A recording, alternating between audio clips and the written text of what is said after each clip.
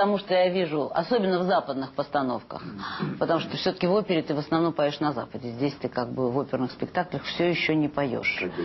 Как бы нет, потому что как бы еще не большой еще не открыли, хотя ты все время обещаешь, я думаю, что этот день придет, когда ты наконец выйдешь на сцену Большого театра. Ну, постучим по дереву, еще не открыли, не произошло, может быть, да, скоро времени. Но все равно, мне кажется, вы друг другу суждены, ты и Большой театр. У тебя случается так, что, ну вот ты подписал контракт, репетируешь, режиссер ставит тебе мизансцену, от которой тебя тошнит просто. А работать в этих условиях надо. Ну, мало ли что он ставит, режиссер. С каждым режиссером, они же люди, можно договориться. Всегда есть. Ну как, ты что, можешь договориться, чтобы выпасть из контекста? Конечно. Я все могу уже. Я уже дорос до такой, ну что ли, кондиции, когда мне ничего не страшно. И с другой стороны, попадая в вот такие вот условия, когда режиссер тебя ставит с ног на голову, возникают такие моменты, когда тебе просто по-актерски становится интересно это делать. Чем невероятнее задача, неправдоподобнее задача, тем интереснее над этим работать. Неважно, какой результат. В принципе, мы не на результат. Я уже не на результат работаю. Ну, ради процесса, да? Процесс, да. В котором, споря, ругаясь, уничтожая друг друга, рождается иногда. Не часто, но иногда рождается совершенно уникальная вещь. Посещали такие мысли? Взять самому поставить оперный спектакль? Ну, посещают. И, может быть, когда-нибудь меня посетит даже такая возможность, кто его знает.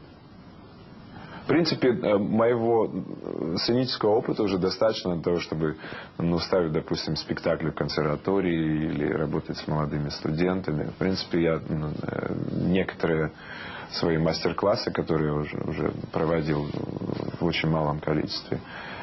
И так как тебе не положено влезать в кухню, в технику, технические какие-то вокальные вещи со студентом или там с тем, кто поет, не знаю. Как не положено? А если он к тебе на мастер-класс пришел, ты что, не объясняешь, как... Ну, его педагог сидит в зале, вдруг ты ему начнешь говорить абсолютно противоположное. Это вещи очень такие деликатные. Да, поэтому к этому нужно относиться очень с большой бережностью и стараться не влезать, не мешать, не быть слоном в посудной лавке. Вот, поэтому о чем можно говорить? Можно говорить об образе, можно говорить о фразе, музыкантские какие-то вещи делать. И, как правило, когда начинаешь оперировать какими-то театральными, пластическими какими-то вещами, результат достигается легче, чем ты будешь говорить какими-то заумными терминами о фразе, о слове и так далее. То есть можно легче говорить о цветочках, каких-то образах, там, волна, ветер, солнышко, тучки. Помогает. То есть образное мышление, оно... Конечно, помогает. Как с детьми, так же и со взрослыми тоже. Это отвлекает, расслабляет глубоко зажатого студента перед тобой. Это вот от моего педагога я это перенял, потому что она так вот со мной, и не только со мной, со всеми работала. У кого-то это проходило, у меня это на раз проходило.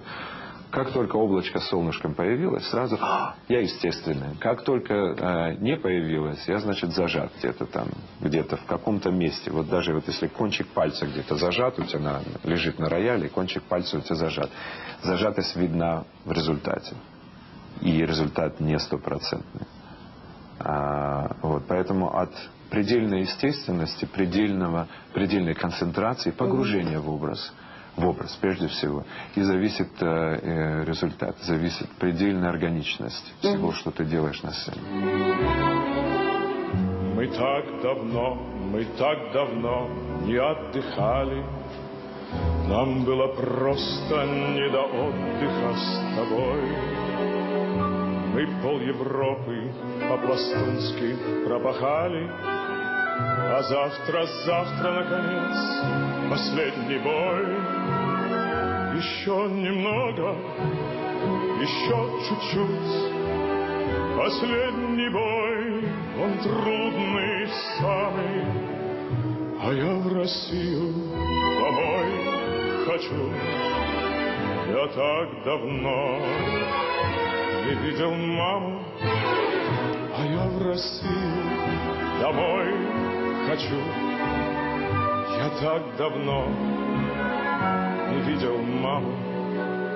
Когда ты начинал эту программу «Песни военных лет», когда ты первый раз это пел, я помню, ты говорил, это будет, единичный концерт.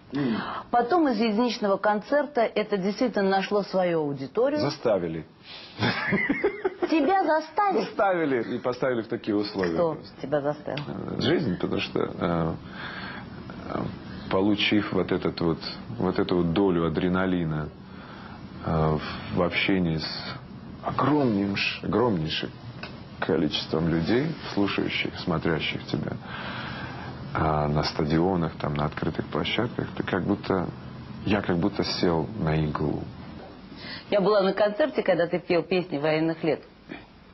Ты когда их поешь, у тебя было ощущение, что ты человек той эпохи? Или у тебя ощущение, что ты человек вот сегодня, что-то знающий про войну, что-то знающий про те годы, который способен передать вот эту атмосферу? Или у тебя было полностью ощущение, что ты генетически оттуда? Вообще все мы оттуда, генетически. Вот эти вот песни имеют какой-то код, закодированность, которая несет в себе вот эта культура, что ли, определенный пласт культуры, который принадлежит именно вот этой части война. Ни у какого другого народа этого нет. Скажи, а на таких концертах голос не страдает? Ведь ты же очень, в общем, человек разумный и бережно относящийся к связкам. Да, страдает. Вообще, знаешь, микрофонное пение достаточно пагубно действует на технику оперного певца. И хотя и двумя половинками одного места, мягкого места, но на двух стульях сидеть очень сложно. Очень сложно, практически невозможно. Поэтому, в общем-то, я тут заигрываю кое с кем. Достаточно опасно. Хотя, в принципе, примеры есть, и далеко ходить не будем. И тот же самый ныне покойный Лучано Паваротти, и Доминго, и все. Они время от времени пели, но не так часто. Не так часто. Вопрос о Паваротти. Для тебя это был символ, кумир Лучано Паваротти. И была, даже мысли, наверное, не было на одной сцене стоять. Потом ты познакомилась с ним. Я пытаюсь понять, при приближении, потому что когда долго смотришь на солнце, сияние исчезает. Нет, абсолютно его сияние никогда не исчезло и не исчезнет для меня. Так как я пел с ним очень недолго, пел очень давно, в том еще возрасте, когда я только-только начинал. И когда он был, в самом, что ли, цвете. Хотя, в принципе, он практически продолжал петь до последних своих дней. И пел прекрасно. Когда он открывал рот, глаза совершенно преображались.